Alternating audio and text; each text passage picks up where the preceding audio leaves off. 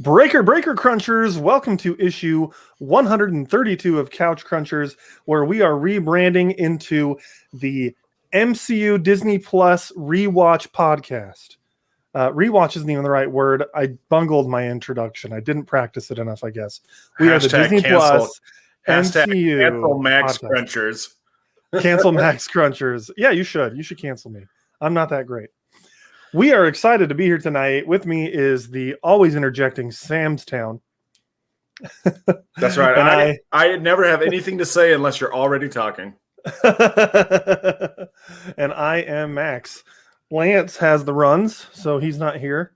And so it's just going to be Sam and I tonight, unless we get a surprise guest, which we might. I don't know. We sent the link to some friends in the multiverse, so we'll see what happens. That's right. We'll see if Pietro shows up. Yeah. Which Pietro? We might. You know what? If we might get a recasted Lance to come on tonight. Yeah. They recast Lance? With that said, they recast Lance. Here's our recasted Lance right now. Welcome, Lance. Hey, I'll be Lance for the day. Yeah, that's what we were just making the joke of. You're the recasted Lance tonight. Oh, that's cool. Now, if you guys are listening to the show only, that's Matt joining us tonight. Thanks for coming on, Matt. Oh, I know you guys are live already. Okay. Yeah, we're live.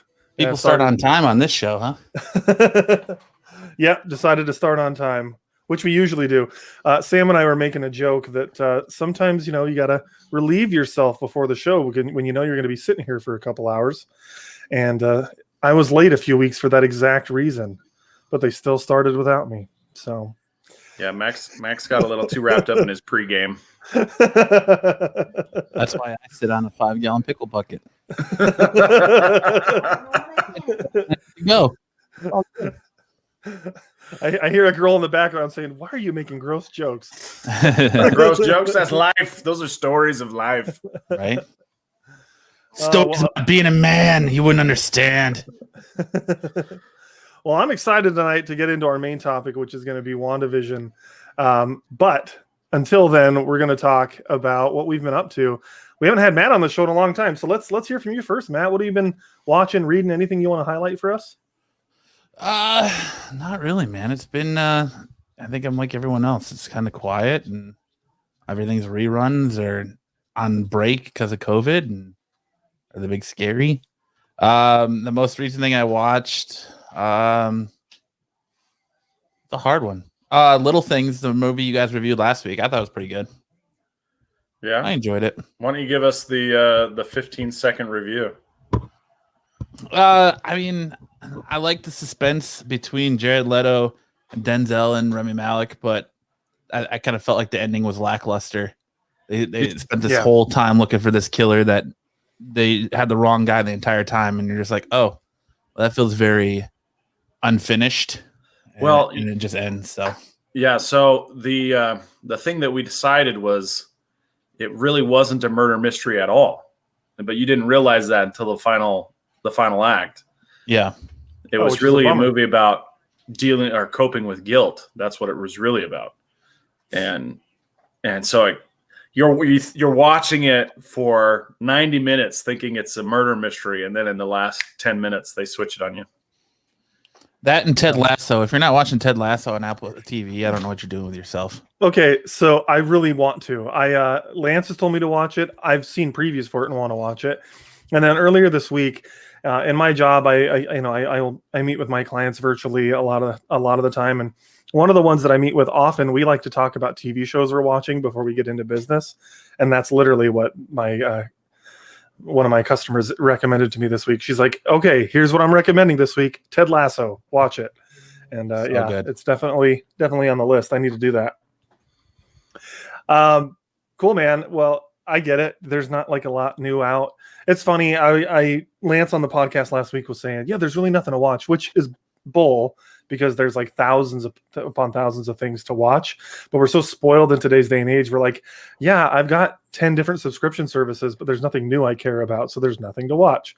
Well, when you're like us who would do a weekly podcast where we review this stuff, you're up to date. You're immersed in all this. Like, you've got to be. So it's like people are like, oh, did you check this out? Yeah, I watched that months ago. You know, someone was like, Tiger King, man, have you seen that? Yeah, I watched that like a year ago. Person's Where really behind. Matt was the most up to date on Tiger King. Like Matt, absolutely. Matt had memes spinning through our messenger before the first day was even out. He was on top of Tiger King. Yeah, dude, Matt and my brother he was super on top of it. I'm like, what are you talking about? He's telling me about this show, and I'm like, that sounds absolutely atrocious. Why are you telling me to watch this? And then of course I did, and I'm like, okay, this is the best dumpster fire I've ever beheld. It was amazing. If you guys love dumpster fires, you should totally watch Samurai Cop. Another showstopper. I mean, I've watched Kung Fury. I feel like that's close enough. No, Kung Fury actually has artistic merit. Samurai Cop has absolutely none. I'll take your word for that. Yeah, I'm good. I don't want to watch it. What about you, Sam? What have you been up to? All right. So first, I have a brief story to tell, and if my coworker is watching tonight, I doubt he is, but if he is, I apologize. But it was just so funny to me that I had to share it. So I have a coworker. He's fairly new. He's from Australia. He moved here a couple weeks ago, and he was asking me for movie recommendations at dodgeball the other night. He wasn't at dodgeball, but he texted me while I was playing dodgeball. And so after the game, I sent him a list of 5 or 7 movies that I liked. And it was things like 1917 and Jojo Rabbit and several movies from 2019, but I also included Samurai Cop, and I included a couple stinkers in there that I just thought were going to be funny, right? But things that I enjoy that I knew he wasn't going to enjoy. And then we were driving together somewhere, and he's like, hey, I looked at this list of movies, and I was thinking, what if you just sent me some movies that I would enjoy? I want you to try again, try harder, and think about what I would enjoy. And I was like, what am I, Netflix? Dude, you don't just put in your options and I tell you what you like. That's not what I'm doing. Matt, I love your background. That's freaking awesome. Thank you. You better have your recommendation section ready anytime you get in the car with this man now. Yeah, dude, that's funny. He's like, that's so awesome that he give me personalized recommendations for what I'd like. That's really funny.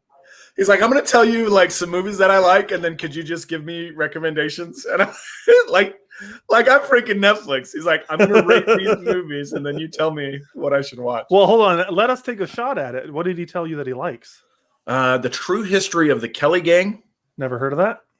It's an Australian movie. It's about Australians. It actually stars the kid from 1917, the one that survives. Okay.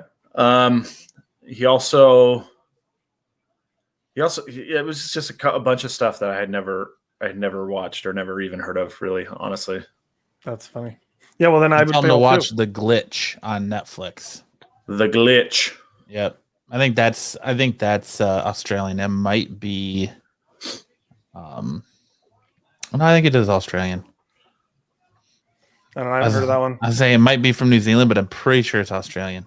Oh, don't you dare get those mixed up. They get mad about that. I know. It's like they're Walking Dead. It's like all of a sudden the dead arise and they don't know why. And they I have seen that one. I have seen that one in my feed. Yeah, I haven't seen that. See, I thought you were going to take your story a different direction, Sam. Let's get the Max mechanic version of my story. Well, I was thinking of a story that I have recently that I thought was going to be similar, but you had a different ending. You had a Little Things ending. Okay. I thought it was going one way, went somewhere else. No, my story was my brother-in-law a while back was asking me for some movie recommendations because he found out that I've got like 600 movies on my Vudu, and he's like, holy crap, can I log in and watch some of those? And I'm like, yeah, sure. Those are rookie numbers. You need to bump those numbers. I know, right? Yeah, it's true. But so I told him a few of my favorite movies. 1917 was one of them. The Revenant. I really love The Revenant. And that's the one that I want to highlight here because he went and watched it, and then he came back like 2 weeks later at Sunday dinner and was like, I don't get it. It wasn't that good. And I'm like, you monster. He didn't get it. I mean, he said he thought it was okay. He just thought it was boring, and I guess to a degree I can understand that. It's not like something's going on all the time, but I love that movie. I think The Revenant is a stellar. I have a funny story about that movie. Let's hear it. So I went to see that movie in theaters, right? And I'm sitting up front, and it's like the quietest scene. It's like a night scene, and there's like almost no audio, and I have to sneeze. And so I hold my nose as I sneeze, and it sounded like I ripped the biggest fart when I sneezed, and like the entire theater erupted in laughter. Like everyone was laughing, and I was like, it had to just happen at the quietest time in the movie too. I tried to cover it, and it was just like, and everyone started laughing. That's great. Oh, man. Yeah, that was kind of how I was feeling in pregame. In pregame, I like the way you word things, Sam. It's funny. All right, so what am I watching? What did I watch? I thought you had already said some stuff. I was about to move on to me. All right, go ahead. I've been watching a lot of gaming online. The Bowser's Fury was released, or maybe there were some early copies sent out to some of the gamers. But it's a Mario game with an open world setup, versus like the overworld, and then you go into the level and you do the level. It's open world, so there's no diving into a level. You just get the whole level, the whole world at one time, and it kind of goes in these acts. And so it was really cool to watch. You have Bowser is enormous, bigger than he's ever been. And at different periods, you have to take a break from what you're doing and get this power up that makes you like this giant catsuit Mario. And you go and you battle Bowser for, 30 seconds, a minute, however long it takes. And then you go back to your adventure. It looks like a fantastic game. Very clean, very nice. The adventure, very classic Mario 3D adventure, but in a way that we haven't seen before. And it looks like a lot of fun. It's kind of like a cross between Mario 3D World and Mario Sunshine. So it looks like a lot of fun. Nice. Yeah, I'm not as tuned into the Mario world, so I hadn't really heard about that one. I haven't played Mario. Well, I've played Mario recently, but I haven't owned a Mario game since Mario 64. That is the last time that I've owned a Mario game.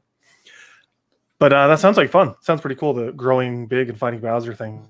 I played the last one that had the cat suits, and while I think the cat suits look stupid, it was a really fun game, and I can't remember which Mario it is. 3D World. 3D World. It is fun, though. I love your description of that. You went and beat up Bowser a little bit, and then went about my adventure. That's what you do. That's what the game's all about. That sounds like a fun game.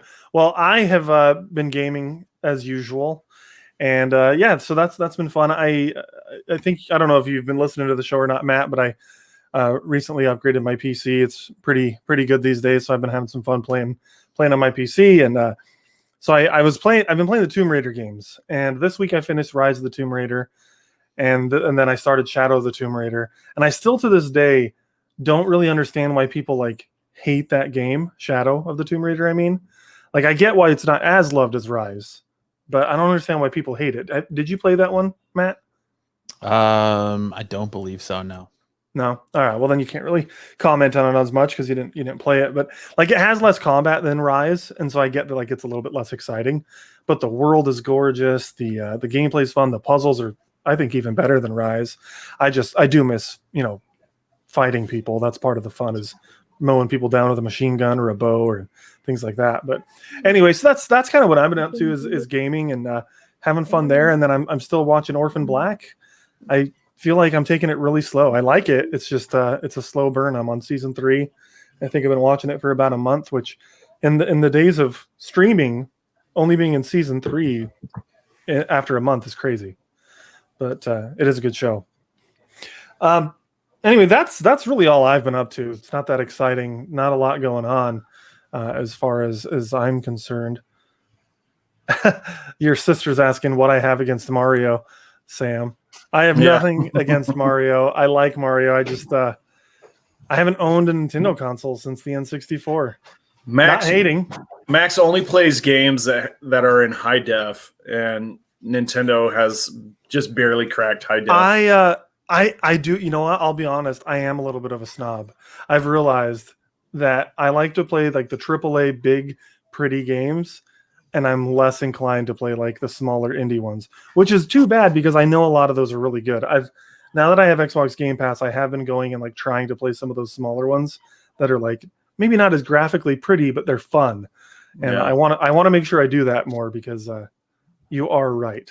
I know Max, you're making a joke, but you're not wrong. Like that's no, I know, I know. That's why you only play Pong in 8K. I bet I could. I bet Pong I could play in like 48K if that's even possible. But I don't think that's a very graphically demanding game. I think my graphics card could handle it. You only play Untitled Goose Game if it's on PS5. Your sister's calling me a snob. No, man. If I'm gonna play Untitled Goose Game, I'm playing it on PC. I gotta get that in like 300 FPS. Oh, Max, Max, you gotta pull out one of your old pictures because I told my sister that when you were younger, and you and Lance were younger, that you looked exactly like Ron Swanson but without a mustache, and she didn't believe me. Oh, was that something that I pulled up from Facebook a while back? Yeah, there was like a picture of you and Lance in an elevator with a couple other guys. Okay, well, It was like a band photo or something. Oh, I know which one you're talking about. I'm gonna have to find it, but you'll have to vamp for me here for a little bit because it's gonna take me a minute. Yeah, what I want to. Would you be Max Ronson instead of Ron Swanson? Max Ronson. Max. Yeah, I like that. Swan song. Swan song. Yeah, our younger selves. I morphed into a beefy dodgeball impresario. Matt is the debonair boyfriend extraordinaire. Yeah. Sarah says she doesn't believe that you've ever had hair. You're talking about me? Rude. Yeah. Man. Your sister's a delightful woman, it sounds like. She's vicious, man. That's okay. I've been having my hair receding since the 8th grade. Is this the one you're talking about? That's it. Yeah, let's zoom in. Okay, let's see. Oh. Yeah. Okay. Oh, almost. There it is. Right. Okay. I zoomed too much. I don't think I look like Ron Swanson, but I have a little bit. I have a little bit of a mustache there, but not. And for those of you who can't tell, that's Lance in the back too. When he had hair. And I did have more hair in this picture though than I do now. Shoot, when I wear my headphones, it kind of looks like I'm bald. Actually, you look like you're the band. You're the dad's band, or you're the band of the dad, or you're the dad of the band. I can't talk. God, yeah. Band of the dad. The band of the dad. Oh man.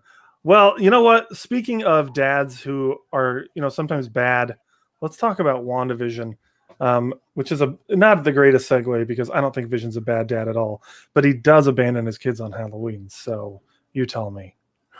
All right. So those of you who are listening, if you haven't listened to our show before, which you probably have, I don't think we're getting new listeners like every day or anything, but we spoil the crap out of things. That's our thing. So if you're listening, just know we're going to spoil this episode. If you're watching, you have eyes. You should see that it says WandaVision episode 6 spoilers. So let's get into the episode. Like I've got some questions ready to ask you guys, but I figure I'll ask them if we don't cover them. So I'm going to start with you, Sam. What was your take on this latest episode? And how many times did you watch it? I really only have time to watch it one time before we do the show. I started it at 6:00 this morning. I got through it, and then I took my kids to the bus stop. But my take, the theme song this week was like very Malcolm in the Middle. There were a lot of takes at the camera where, is it Billy or Tommy? I think it's Tommy was doing takes directly into the camera. Yeah. And that's very Malcolm in the Middle. And then Well, I was wondering what they were trying to do with this episode, and I think you're right with Malcolm in the Middle. I was expecting it to be like a '90s parody, but then later on in the episode, you see a movie sign up, and it's got The Incredibles, which was 2001, if I'm not wrong there. So I think Malcolm in the Middle would fit that more, and the style definitely fit the Malcolm in the Middle thing. So yeah, the intro was 100% Malcolm in the Middle. You're not the boss of me now. Yeah, 100% Malcolm in the Middle. And there were, I mean, Quicksilver, Pietro was so funny. I laughed so much at all the stuff he was doing. There was a moment where he says, "Yeah, kick ass," and then Wanda says, "Kick ass," and that prompted. I was like, "Hey, I get that reference," because both Aaron Taylor Johnson and Evan Peters, who are the two Quicksilvers. Aaron Taylor Johnson is the MCU's Quicksilver from Age of Ultron, and Evan Peters is Quicksilver from X-Men from Fox. They were both in that movie together, and then they both grow up to be Quicksilver. So I thought that was a really fun little nod to that movie. And then, of course, it was a creative nod because, like, I haven't seen the Kick-Ass movies and I didn't catch it at all, but the lines felt totally natural. So I think they did such a great job with that. Anytime you have somebody repeating something that doesn't fit with the storyline, it's not supposed to be natural. It's them making an emphasis. And so for her to say it like that, it's like, okay, that's a nod. That's definitely a nod. But then it kind of took a very Stranger Things tone once we kind of caught up with what Vision was investigating. And it was really, my least favorite part is the interaction between Westview and the outside world. I feel like whoever the guy is that's running SWORD is a total bonehead, and he's got serious ego, and it's starting to feel like he's making bad choices because the plot requires him to make bad choices. I think he's making bad choices because he's had bad experiences. I think he clearly hates powered people, and I'm curious why. Because, like, in this episode, it almost alluded to the fact that, like, he blames powered people for snapping half of people out of existence, and that's like an absolutely asinine comparison to make when Thanos would have come regardless. You know, like, he would have snapped people out of existence no matter what.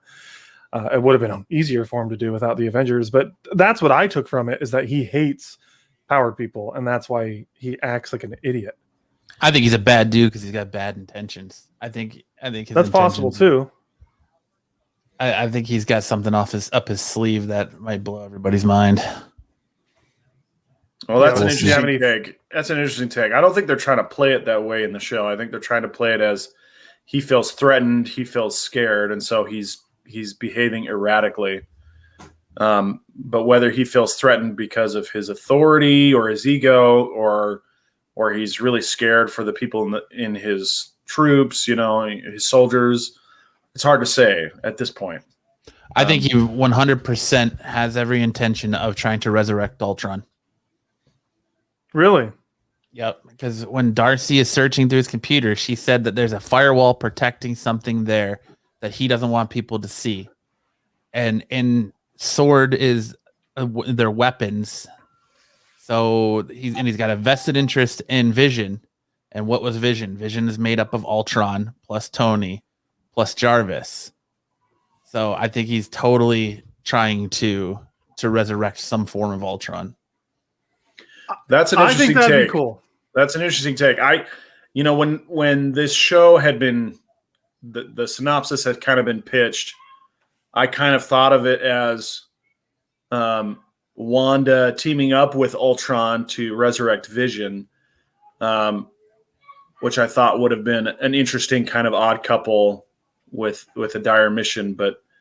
But Wanda and Ultron teaming up and inadvertently resurrecting Ultron, I mean, that's kind of the same ingredients, but getting at a different end result. And I think you have a hard time having a Wanda and Vision centric plot without bringing in Ultron in some in some manner. And I think Ultron was done dirty in the second half of Age of Ultron. When they made millions of him, it made him less scary. He was never more scary than when he was that acid eaten up robot doing his little Pinocchio dance. That was so chilling right at the beginning of that. But it just got more and more comical as the movie went on. Yeah, I've noticed that this is a common theme in the Avengers movies. Granted, Endgame, I think, did it well, but they feel like they have to create all of these, like, as they call them in video games, ads for the Avengers to take on, so that they're constantly beating up somebody. And I think in Ultron, it weakened the story to have all of these little Ultrons being fought rather than them trying to take down the big bad. Yeah. So then we get to this point where Vision is trying to understand what's happening to the people in Westview, and he comes to kind of the edge of town where there's no action going on, and literally the people have been paused, and they're all frozen. That was my wife. Yeah.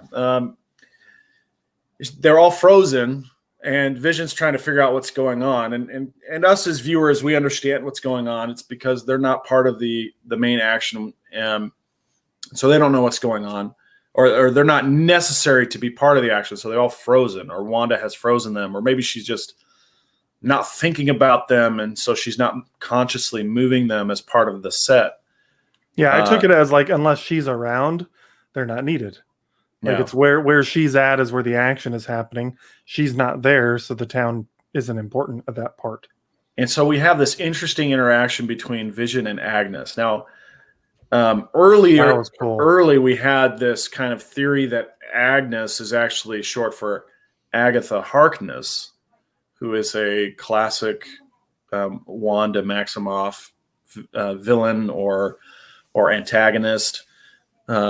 Who's also basically a witch or a sorceress, and this is starting to poke holes, I think, in that particular theory. Not that it's put to bed by any means, but it's starting to poke holes in it because of the way that Agnes is kind of caught up in the same kind of Wanda TV scenario that she keeps dreaming up.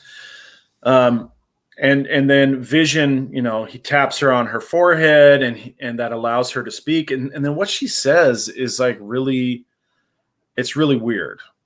It seemed really weird to me, off kilter, because when he revived the other guy, or where he broke the other guy from his office out, the other guy was like, "Help me, get me out of here. I need to go see my family. I need to do this. I need to do that." And Agnes was like, "Am I dead? Because you're dead. You're dead. You're dead. You're dead." And that seemed like a really weird thing for her to do or to say. At least reacting that way seemed very strange to me. So again, this movie, or sorry, the show, the series, it continues to baffle me. There's lots of mystery and layers going on here, because the next part of it is Wanda and her brother are talking, and he's trying to ask her, let's put the facade aside. You can tell me what's going on here. I mean, forget about the morals. Just tell me how it is that you're controlling everybody. How'd you bring Vision back? How'd you bring me back? That right there is why I'm getting a little suspicious, because it doesn't seem like she brought Quicksilver there. It really feels like maybe there's someone else behind the scenes who's using this Quicksilver, in quotes, to like get information. Like, it's like they're trying to get insight into her or something. Or am I don't know. Did anyone else kind of pick up on that, or is that just me? I mean, if that's the case, I didn't pick up on that. But if that's the case, then we're left with the same amount of questions, right? She didn't answer any questions whatsoever. Mm-hmm. She says, "I don't know. I just felt lonely. I felt alone. I was sad. And then suddenly I realized that I'm in this space, And for those of you paying attention, when we first saw this area of Westview, the Hex, as it's been deemed by the characters in the show, it looks kind of like when you get up close to an old TV screen, you can see the little pixels, the little lights. There's kind of that pixelated force field all the way around, and it's kind of a bluish tint. And then once Wanda exits Westview and confronts Sword, she adds another layer to it that is red. And so when we see Vision coming out, you see the typical blue kind of pixelated parts, the RBG part, and then you also see this bright red layer around it. Sorry, I'm laughing at the chat. Kyle's in the chat saying, "Why isn't Matt talking? He's not hot enough to be eye candy." And then Matt comments back. Oh, I disagree. Saying he's bad at podcasting. Matt is a handsome fellow. At any rate, and then when Wanda kind of takes over and she pushes that shield out, or that force field out, it is spoilers. Come on, red, right? It's 100% red. And so I think there's kind of a thing going on where maybe somebody else created this hex, and she's just slowly taking over it, or as she becomes more conscious of it, she's taking over it. But I can't be sure. I mean, there's just so much stuff that's not answered yet. I mean, we've got 4 episodes left, so there's approximately 2 hours left of this show, and I'm sure we'll get the answer. Or is there only 3? I thought there was 10 episodes, but then I'm seeing that there's only 9. Do we know for 10. sure? I believe it's 10. It's IMDb only lists 9, but I thought there was supposed to be 10. But maybe they're not listing the 9th for like spoilers or something, or just oversight. I don't know. Well, I'm good with 10. I want more content, but I also want to know what the frick is happening. Yeah, still lost. Still, I mean, I understand more than I did the first 2 episodes, but barely. I think barely. You're right on track with there's something else going on. So, I mean, anyone who's familiar, if you're familiar with the comic books and the House of M storyline, and a character named Mephisto, however you want to pronounce it, who has a big impact across the Marvel universe. It's the Marvel form of the devil, right? And when does the devil usually come to you? When you're at your lowest point. You feel like you're lonely, that there's nothing that you can do or that can save you. And that's kind of what Wanda said here, is that I was at my lowest point and this just kind of happened. Well, also in those books, using his essence, she manifests her twin boys, who later, through some very convoluted process, becomes Wiccan and Speed in real life, born to other people. But she creates these 2 boys, Billy and Tommy, and that's kind of why I think that they have the ability to kind of go against her will, where they can age themselves as they like and give themselves powers and kind of do everything they want at their own free will without her basic control over them.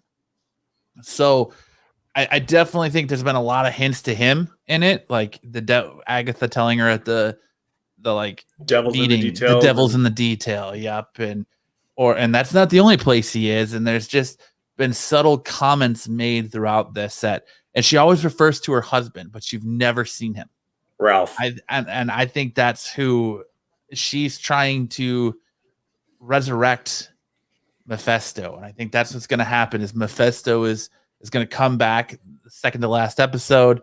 He's going to take everything away from her. She's going to snap. And then you're going to get that big Luke Skywalker Mandalorian moment when Doctor Strange shows up and takes her on as an apprentice and gives her the title Scarlet Witch. And that's kind of what the theme of Multiverse of Madness is going to be, is them fixing what she just broke when she flips out. Because if you look in this at the Halloween thing, there's like one of those blow up things, and it's got the black suit Spider-Man face on it. Oh, it's really? got the big Spider-Man. Yeah, it's got the big Spider-Man eyes with the silhouette of the black costume, and underneath it, there's like fire coming up that references Spider-Man's deal in one more day that he makes with Mephisto to save Aunt May, and sacrifices his marriage and relationship with Mary Jane for it. there's a lot of subtle hints to a lot of the storylines that involve this character. So I think that's who the big bad's going to be. I'm surprised they haven't revealed them yet. Yeah, well, because it's going to be a big thing. Because I mean, this movie rolls into Spider-Man and then rolls into Doctor Strange. I think it's going to set the world on fire when they reveal him, and especially if you're a comic book specker or in the speculation market, it's going to light that fire like crazy too.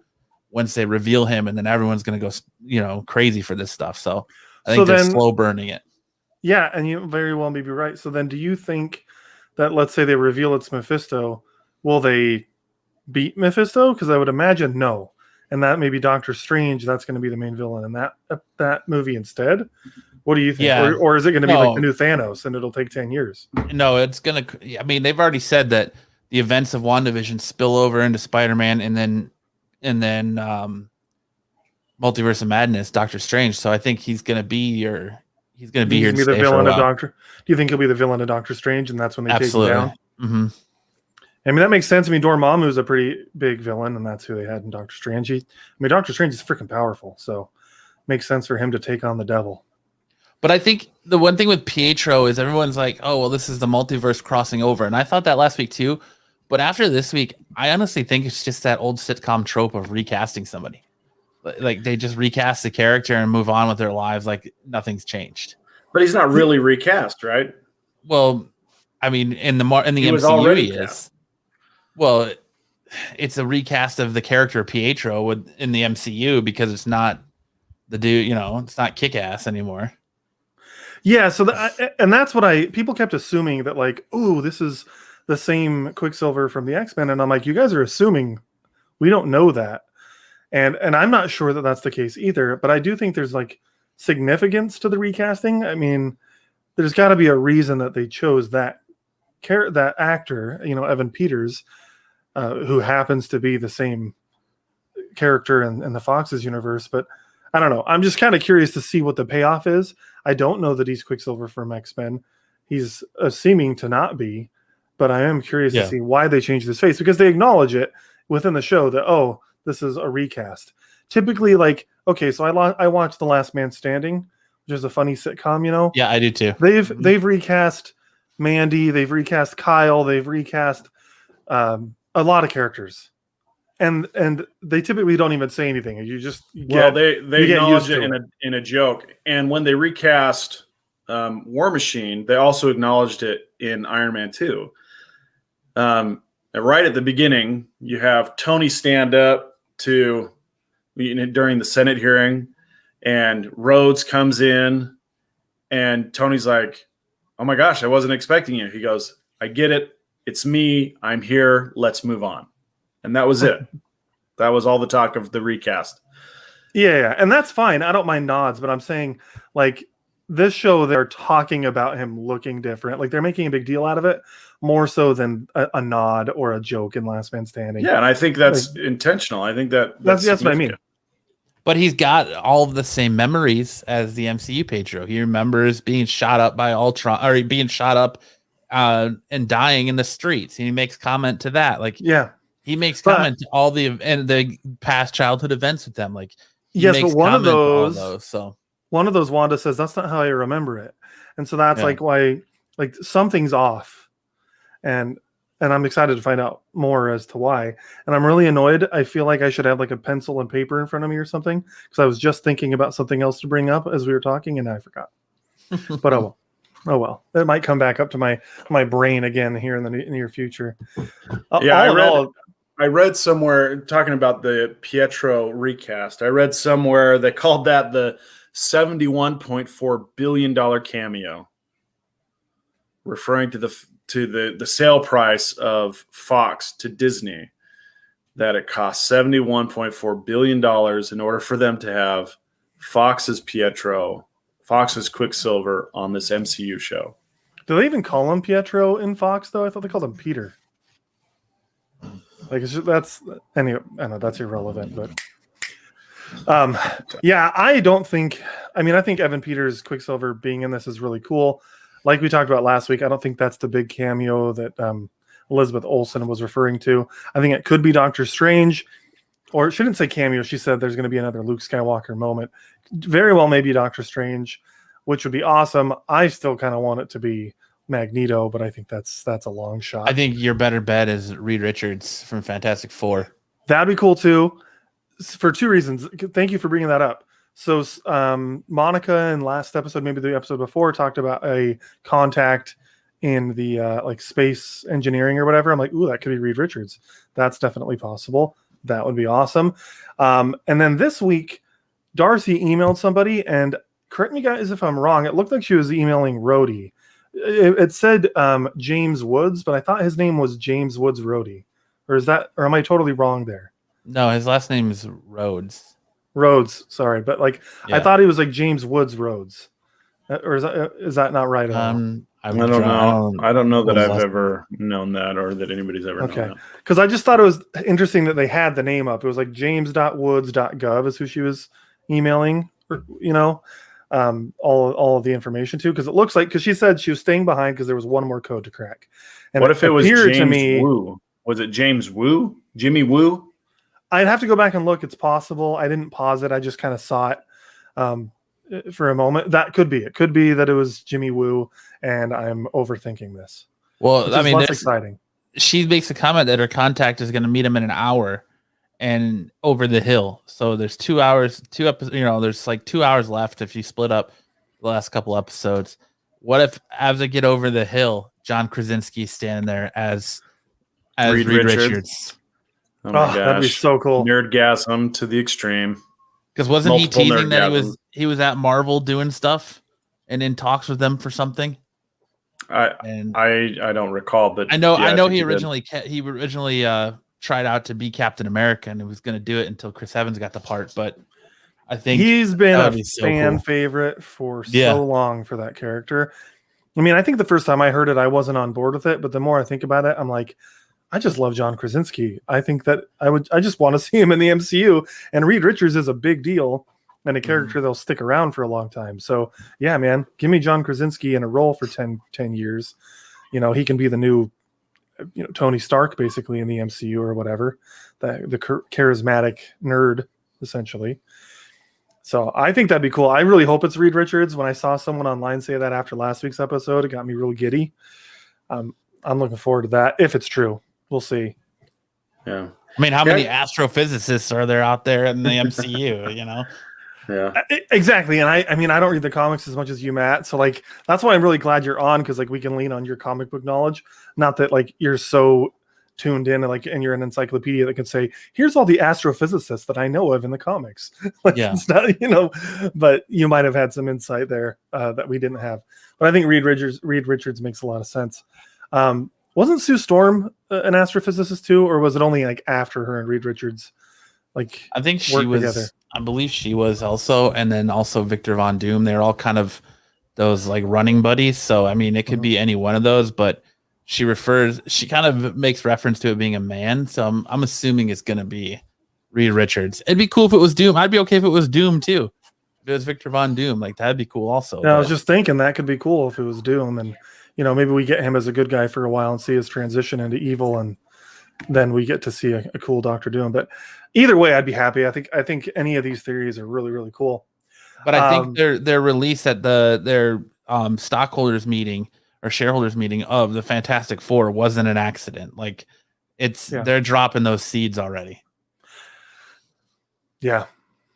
I'm getting more excited for that. Gosh dang it. Hey, what did you guys think of the commercial, the Yo Magic commercial? I thought that was freaking creepy. But I thought there was like more inner meanings behind it, because you give this kid a Yo Magic yogurt or whatever it was, and then he can't open it. And to me, it was almost as if like Scarlet Witch's subconscious was saying magic is bad and it's going to destroy you. I don't know. That's kind of what I was taking from it. What about you, Matt? I kind of took it as it was an underlying meaning for her ability to try and bring people back from the dead. So he gets this Yo Magic yogurt, and you see him constantly trying to open it, but he's still decaying and dying. And I kind of took that as like a metaphor for her trying to use her magic to revive the dead. So speaking of reviving the dead, this is one of the things that I wrote down that I wanted to talk about. We've mentioned on the show before that we think Vision is being recreated as part of this reality. Like she's trying to fully bring him back to life. And as we saw in this episode, he cannot fully exist yet outside of the hex. But it also seems like he's pretty darn powerful still because he got most of the way out of the hex, before it pulled him back in. What did you guys, I'm going to start with Matt on this. What did you think about the moment when Vision left the hex and was trying to get help? I thought it was cool, but I love the fact that they led into he's dead. He's not back alive. And so as he's pulling out and separating from Westview, he's deteriorating. Yeah. And going back and falling apart. So I thought that was a very cool transition, and I think it's going to add more depth to what's going on. And I think it's thrown there to make you ask more questions instead of giving you more answers, and kind of keep you coming along on this journey with them. Well, and I thought Darcy was basically the audience, because as the audience, we're all looking at it saying, help him.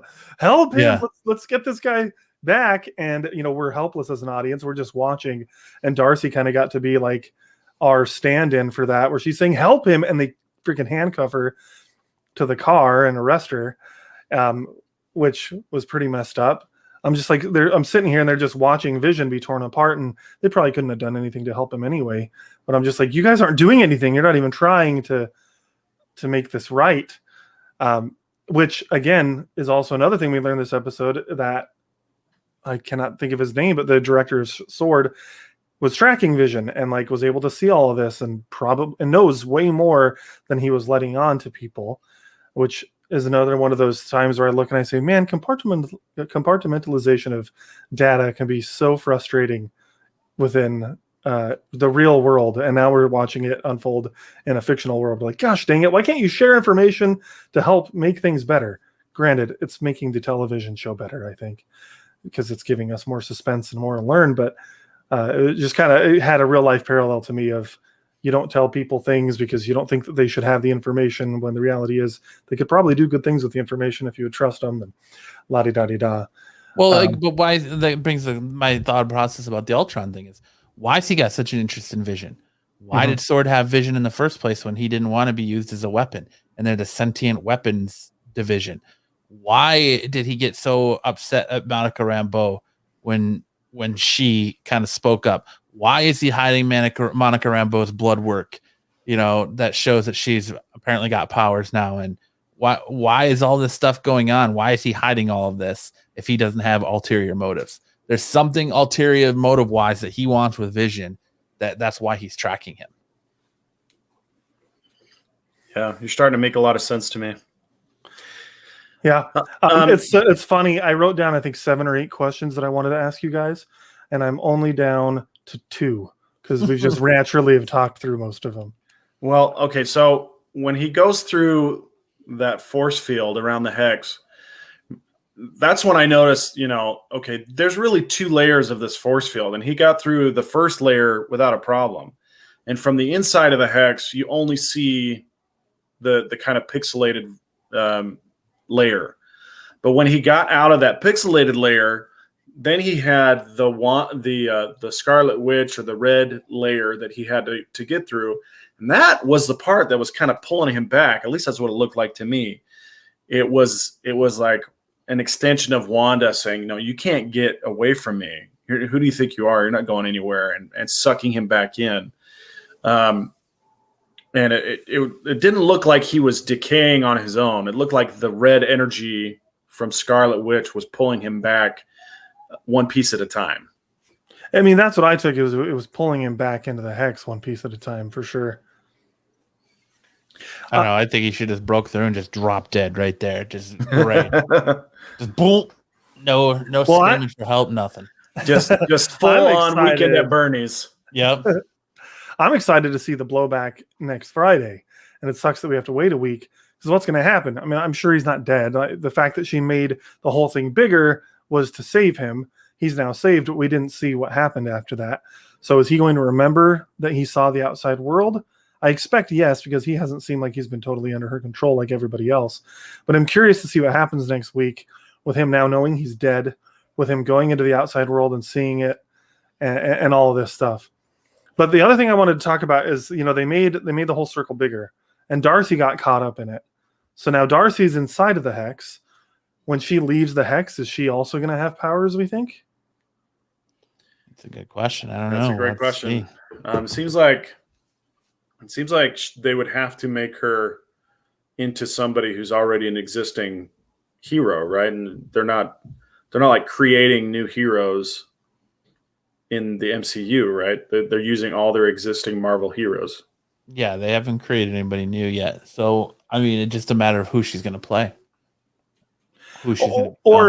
Or she won't get any, because they talk about how like she's been changed at a molecular level, and maybe Kat will be changed at a molecular level, but that doesn't necessarily have to mean that she gets powers. But again, we talk about molecular level. That's like the term she used. That to me does make it seem like this could be an origin for the X gene. That's, I don't know. It seems like this potentially could be the origin of that. But I guess she could become an X-Men, Well, I don't think Monica Rambeau's typically, she's not a mutant, right? No, but she does become Photon, and she takes up the moniker of Captain Marvel at one point for a short time, and she does have powers. So yeah, I mean, and I guess it wouldn't be so bad if they decided to make her a mutant, like if that's the route they're taking with this, which maybe they're not. But sorry, Sam, I cut you off. I'm just getting so excited. What were you saying? I don't remember. You cut me off. Oh, I'd totally be okay with if Kat Dennings becomes Rogue, and she takes up that moniker, and she becomes the villain in Captain Marvel 2, and that's how she gets the powers. So I'd be okay with that. Kat Dennings is Rogue. Interesting. I mean, that was one of the things I was thinking. I was like, what's Kat that? Dennings could be Rogue. She could be Jubilee.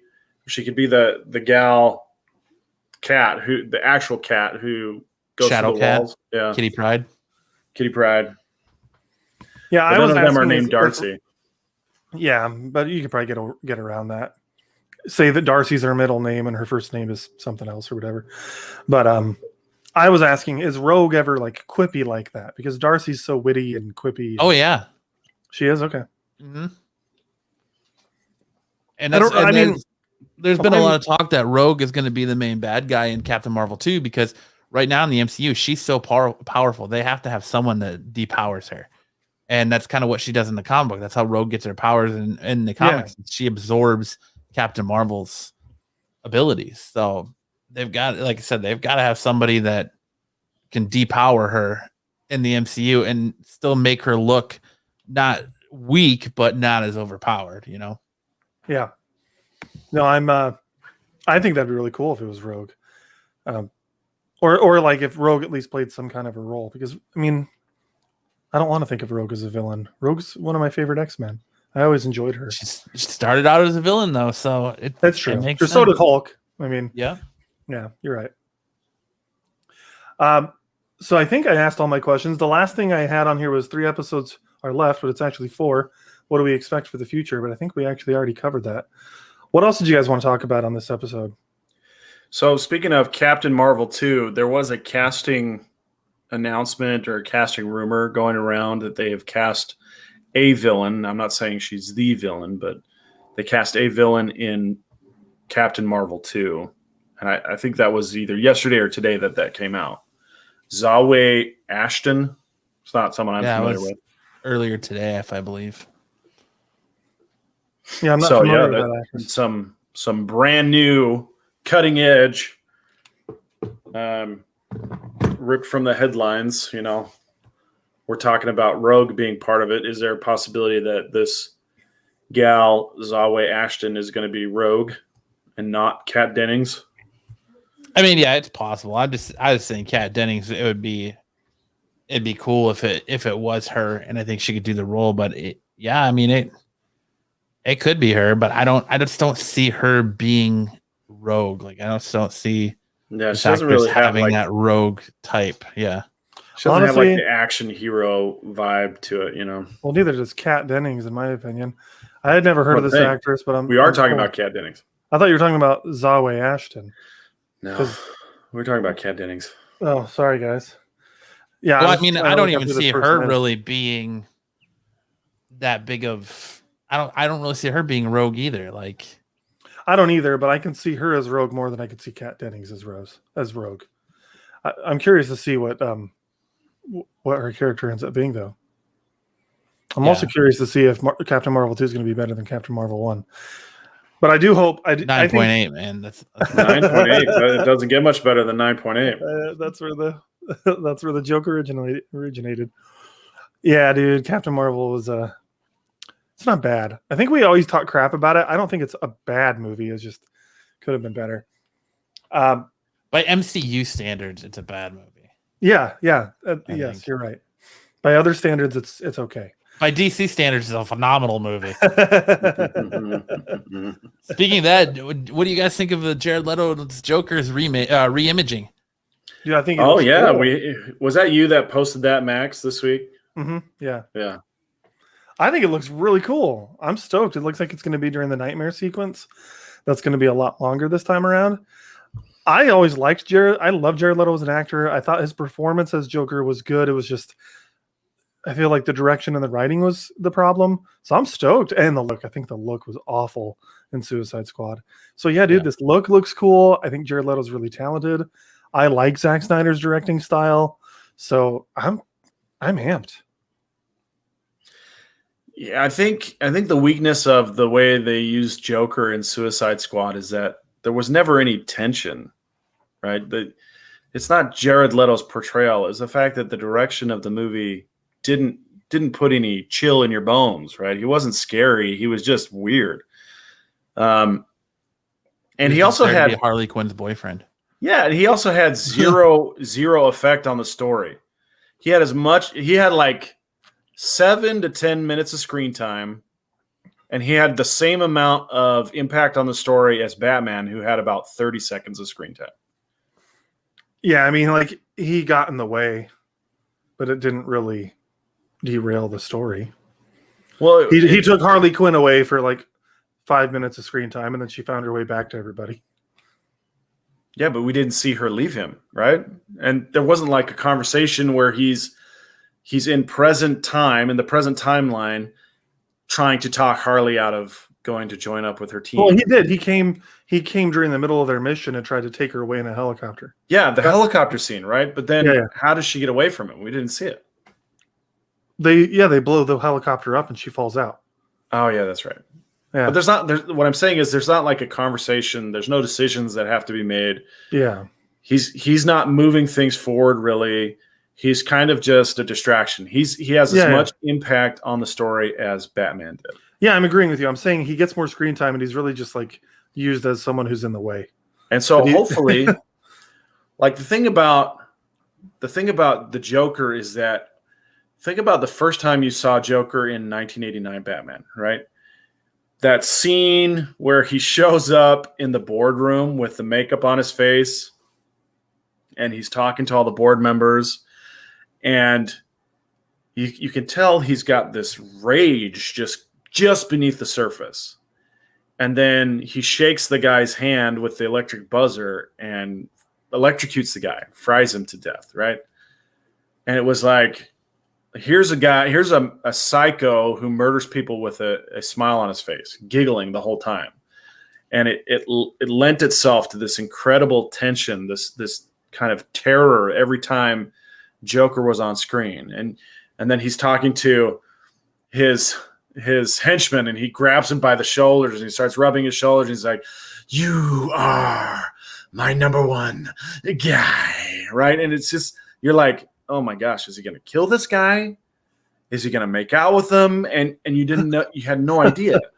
And with Jared Leto's portrayal in Suicide Squad, and I'm not going to lay the blame at Jared Leto. I feel like the direction and the writing is more to blame than the casting.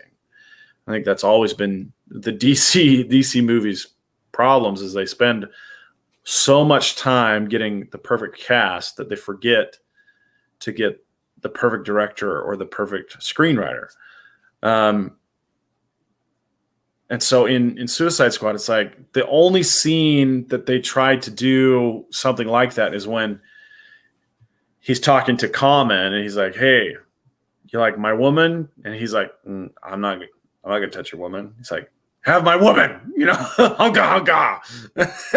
It's like, okay, come on, what are we doing here? What is this?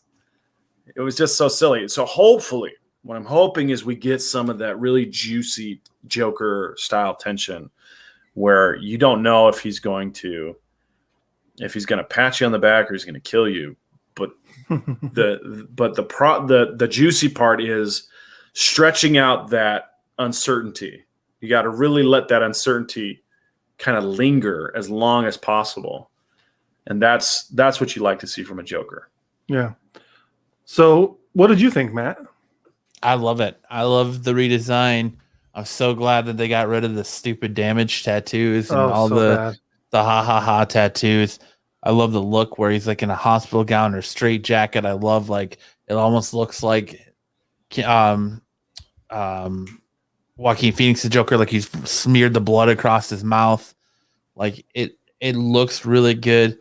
And if he plays the Joker anything like he plays his character in Little Things, I'm sold. I'll be sold.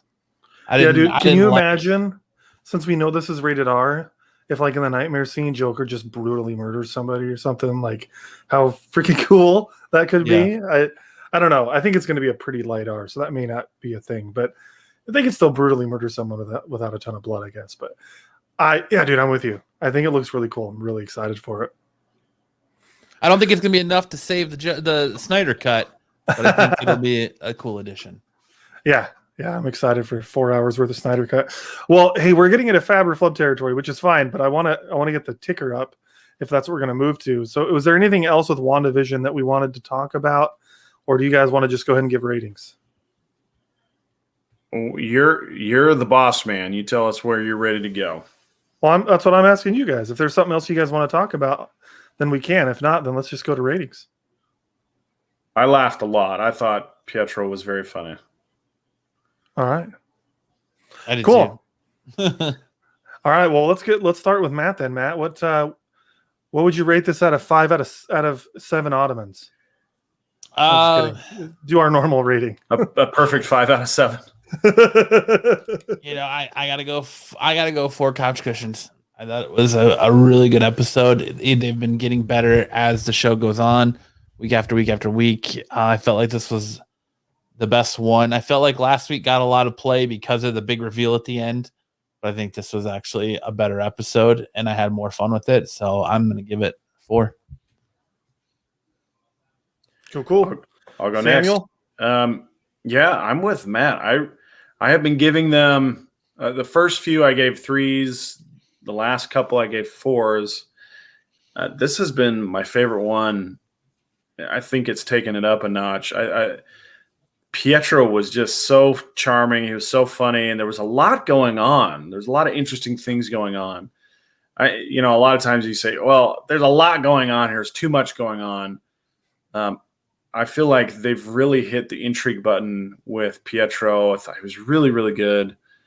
I'm excited to see where it goes. So I still want to leave myself a little bit of room before I go all out. So I'm going to give this 4 couch cushions with some tassels.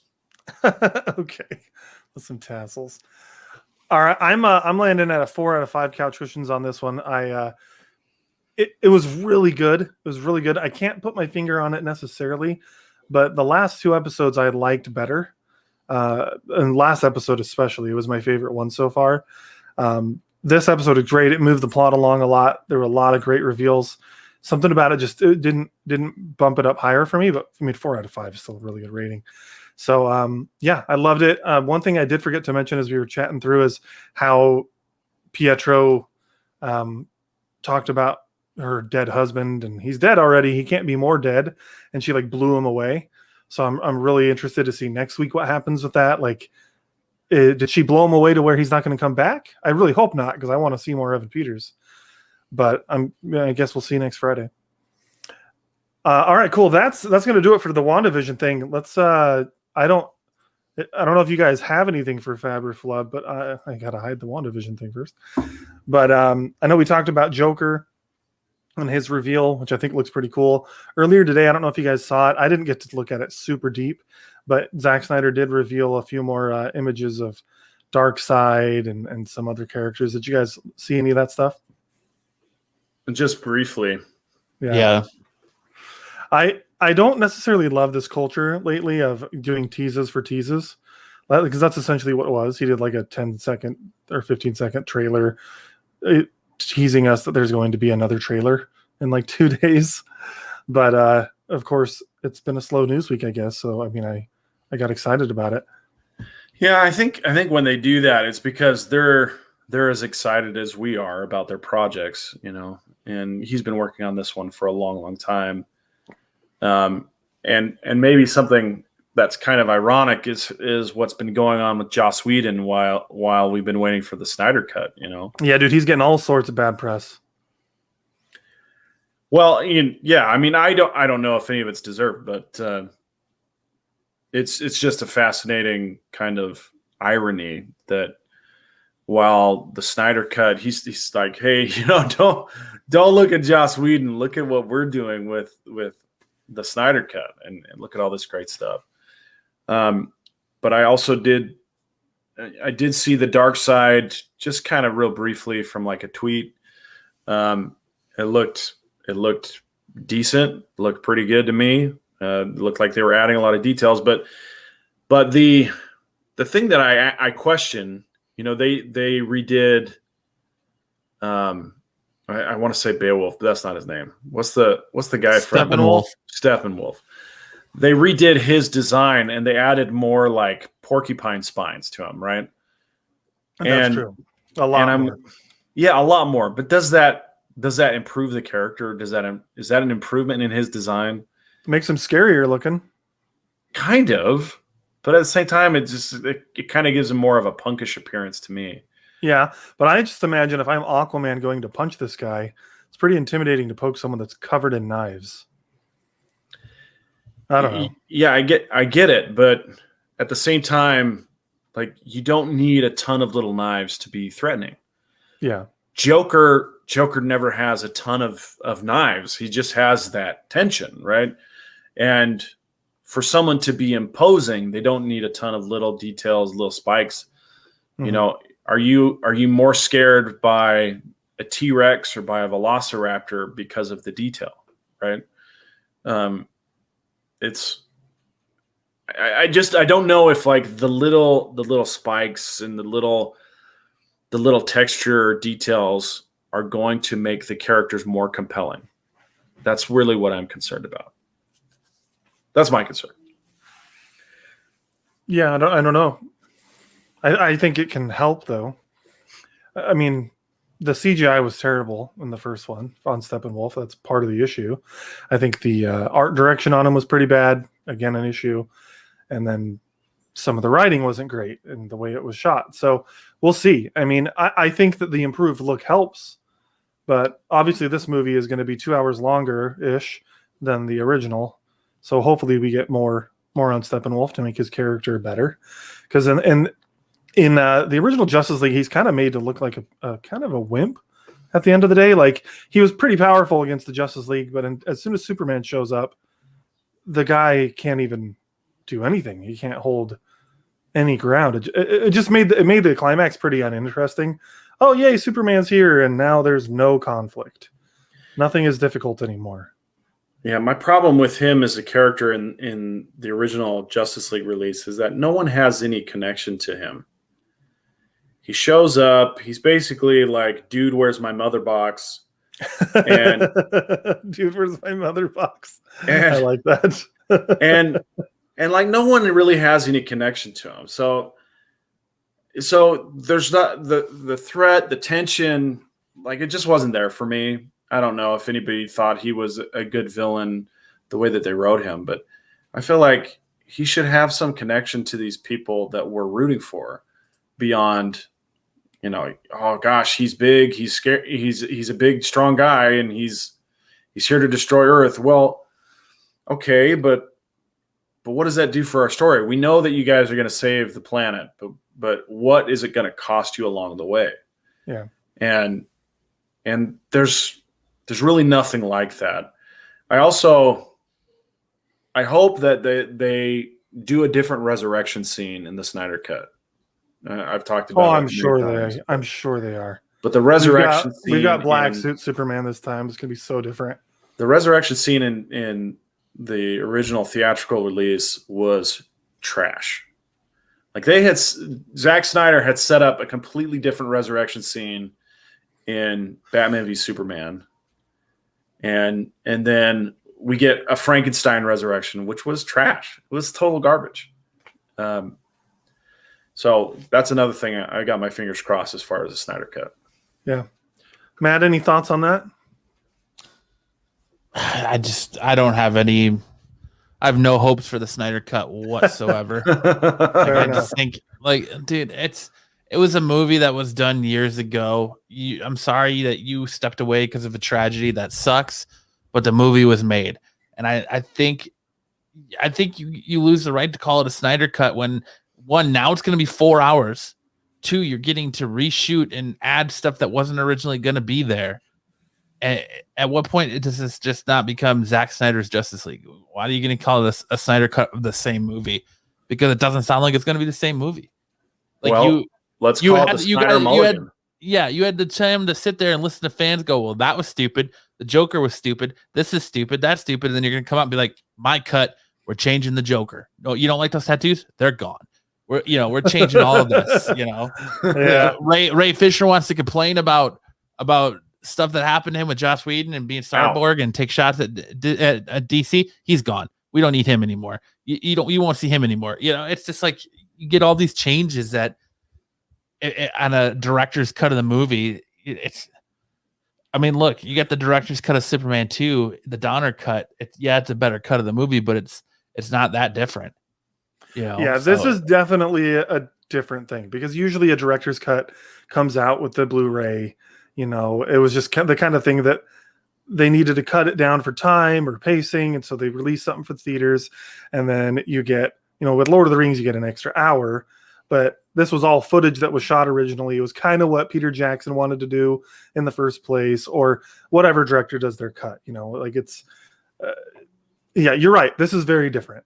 This is something that he started redoing like 4 years after the fact. So he had 4 years of additional time to hear fan feedback on the movie that was already released, and he gets to retool it. So you're right. It's very different, but I think that's kind of exciting in a way. Hopefully it's really good. He gets to try to not make it stink, but at the same time, this is Zack Snyder we're talking about. So it's still going to stink. It's going to stink. It's going to stink as bad. It's going to stink as bad as a whole 12 wings, like chicken wings right in front of your face. That's how bad it's going to stink. It's going to stink as bad as a ribeye steak fresh off the grill. That's how bad it's going to stink. You've got a great point there, Matt. And the thing is that Zack Snyder is one of these guys who's he's got his head so far up his butt, he doesn't even know what the smell is coming from. And if you watch Watchmen, for example, he takes it so seriously, and it just drones on and on and on. And get to the point, man. What is it that you're trying to say with this version of Watchmen? And he did the same thing with Man of Steel. Man of Steel was decent in the first 2 acts, and then the third act it just went off the rails. Mm-hmm. And then Batman v Superman, there are some good things about that movie, but they're hidden under a pile of turd and Granny's peach tea, right? Well, here's what I want to hear. I want to hear Bernie's thoughts, because what I think Bernie is thinking in the background there is, once again, I am asking for more Justice League. I think that was like a bad Bernie and Trump mix of impersonations. But that's he's saying, once again, I'm asking for Joss Whedon support. Yeah, you're gonna have a tough time finding Joss Whedon these days. He's probably buried under a rock right now. Yeah, he's So I want to move on to something else. And Sam, I'm sure you'll have thoughts, but I know you haven't played the Last of Us games, and Matt has. They released some casting this week, so we've got Cancel them. Pedro Pascal is going to be Joel, and now I don't have like my notes up. I cannot remember her name. I'm going to have to look it up. There's a girl from Game of Thrones that's going to be playing Ellie. Gosh dang it! Now I have to Google who is playing Ellie. I can't think of her name. I know the character. She's like the who she plays in Game of Thrones. Bella Ramsey. That's who's going to be playing. Yeah, and she plays one of the Mormonts in Game of Thrones, who ends up like being the head of the clan or whatever near the end of the show. But she's a good little actress. She had a lot of sass, and she was like 10 years old when she filmed that stuff. So I don't know how old she is now. She's probably like 15, but I'm excited for it. What do you think about these castings? Are you asking me? Sorry, I was asking Matt, but I want to hear your thoughts too, Sam. I think I've gone to Matt the last. Let's ask Matt. Let's ask Matt because I have very few thoughts about this. Pedro Pascal seems to be everywhere right now, and it's so hot right now. Be a good thing or a bad thing. I don't particularly like the casting for either character. I feel like they could have done better casting for both characters. But I'll have to see it. Yeah, I'm not super excited about Pedro Pascal, if I'm honest. Just because he's been in everything lately, and I kind of want to see new faces and things. Yeah, I like him, and he'll probably do good, but that's kind of my first thought on that. Bella Ramsey, she was not like my first choice, that's for sure. And I'm not like, oh my gosh, I'm so excited about it. But I do think she's a good actress, and so I see the potential in what she could do with Ellie. So her, I'm more interested in.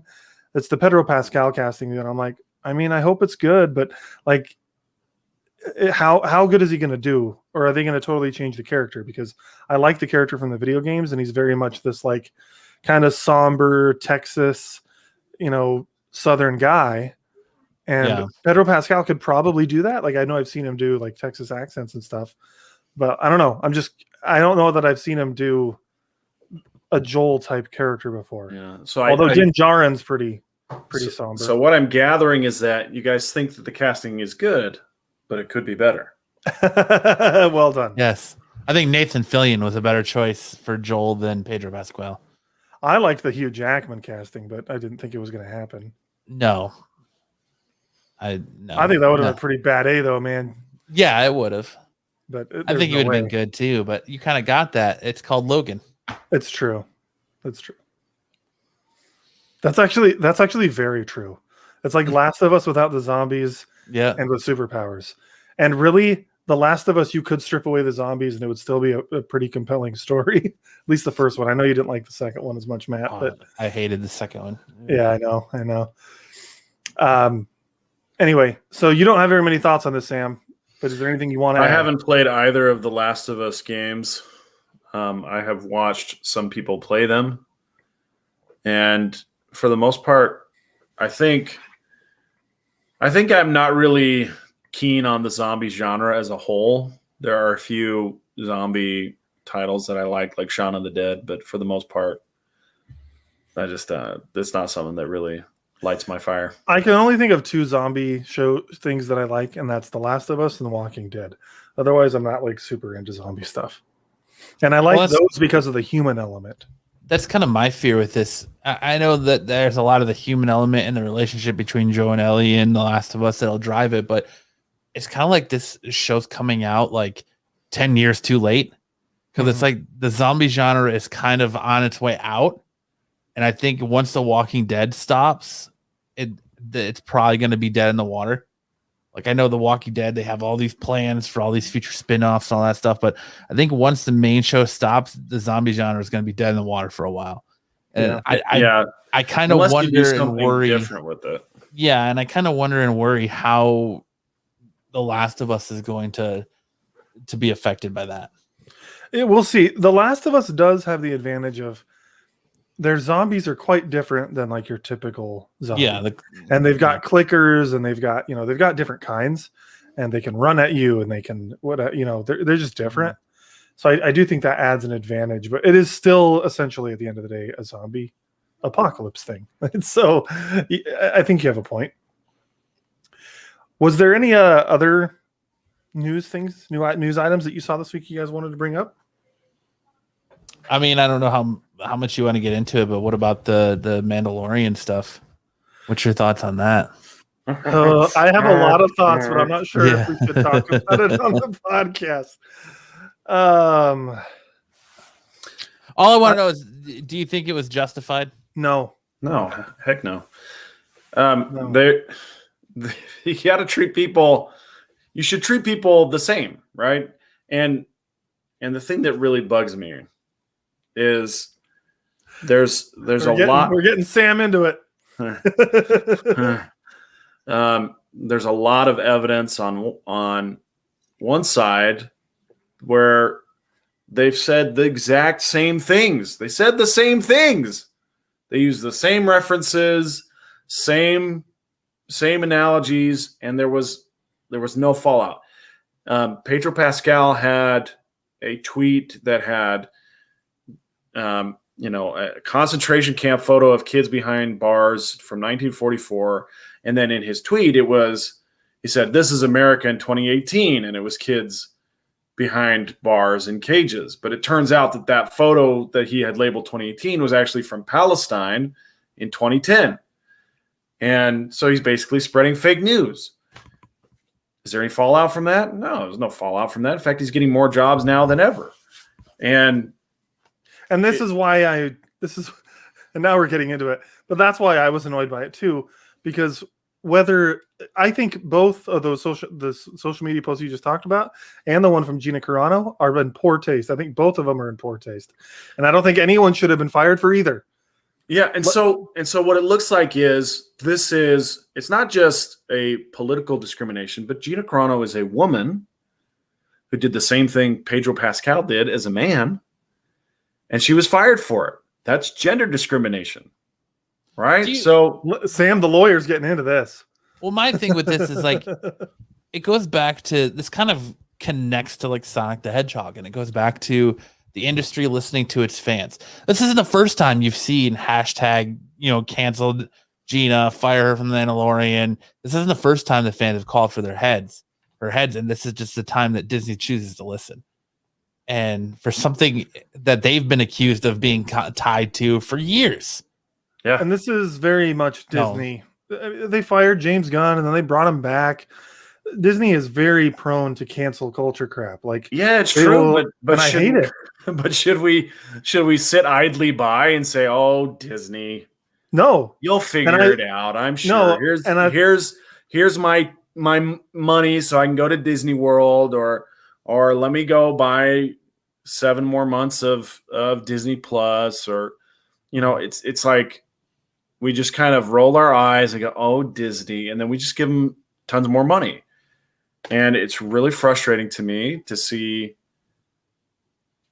people just make a deal out of something that isn't a deal, right? It's not that big of a deal. Yeah. Well, I didn't want to get into it. I just wanted to see if you guys supported it or were against it. So. Oh, Matt, I'm so pissed. Actually, I'm really pissed about this. I'm quite Gina Carano is my celebrity crush, and now I don't get to see her with the little rebel tattoo under her eye. So I'm livid. Okay, so while we're on this topic, I am going to send a picture in our chat and share some updated news, and I'm going to share this meme on the podcast for everybody to see, because there's some new information that came out about this today, which is that Gina Carano is going to be doing a movie via the Daily Wire.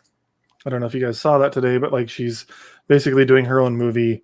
Very conservative website. I think Ben Shapiro is like one of the head people of that website. But anyway, so I saw this meme and I thought it was quite funny, and I will explain it for the listeners. So it's Anakin from Revenge of the Sith, and it's got Disney over his head, and it's when he says, "You turned her against me," and then Obi-Wan is the Daily Wire, and it says, "You have done that yourself." And I just found it to be a really funny meme with the news that came out today. Now I went and saw this movie that was put out by D'Souza Productions. And if you're not familiar, Dinesh D'Souza runs D'Souza Productions, and he's a conservative commentator. And it was this movie starring Jim Caviezel. I think it was called Infidel. And it was probably one of the worst movies I have ever seen.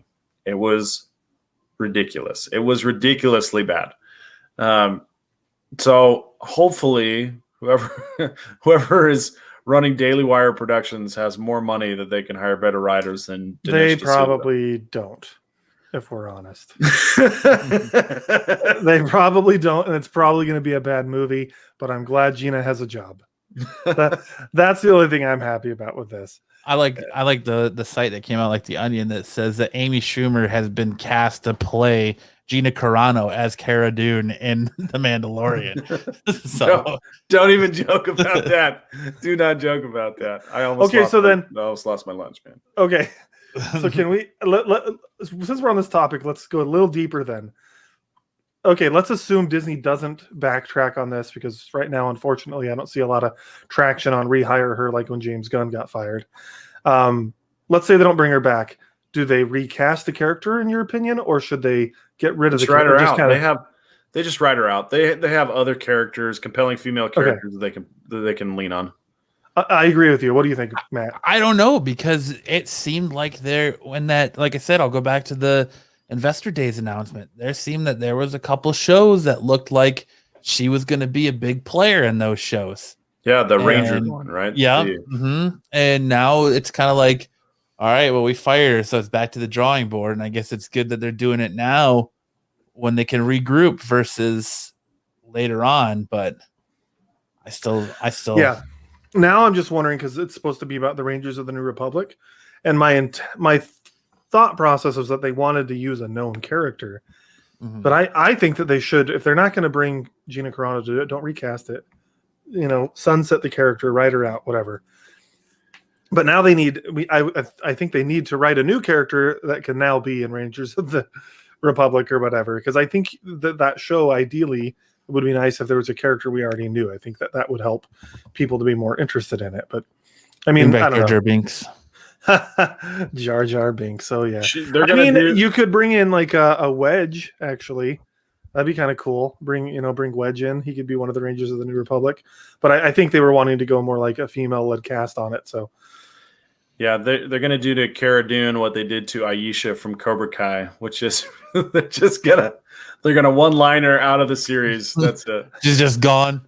She got sent away to a girls' camp. Do we know why that was? Was she just like too much karate in the school? Scheduling conflicts or something for the actress? Or no, she was fired. She had no other scheduling conflicts. The writers told her that they had no more storylines for her and wrote her out. That sucks. I really liked her character. What happened to the Stingray, man? The Stingray. He was funny. He went off to go be what's his name? Richard Jewell. Richard Jewell. Yeah. Yeah, I think I'm not sure when he filmed season 1. He was in season 1 and 2, wasn't he? Yeah. I'm not sure when he filmed Richard Jewell compared to those two seasons, but yeah, they didn't write him out. He just kind of faded away. Yeah. Which bravo to you, because when that movie came out, you were on your soapbox about how good it was, and I was like, I don't know, man. It's an Eastwood directed film. They're not always the greatest, but they're not always great, but Richard Jewell was very good. It was really good. That was 2019, right? I think that was a 2019 movie. Yeah, 2019 had 2 good attorney movies. Just Mercy, I thought, was really, really good as well, and Richard Jewell was really, really good. I like both of those. Yeah. All right, well. I think that'll do it for Fabriflub. Let's end on that political note. I don't think our show usually gets political, but I'm not surprised we ended up talking about it, because I was pissed about it too, Sam. All right. Well, thank you everybody for listening. For those who are in the chat, appreciate you guys coming in. As always, you can check us out on couchcrunchers.com. Please subscribe on the YouTube. Hit that notification bell if you want to join us live when we post a new video. But until next time, keep on geeking on.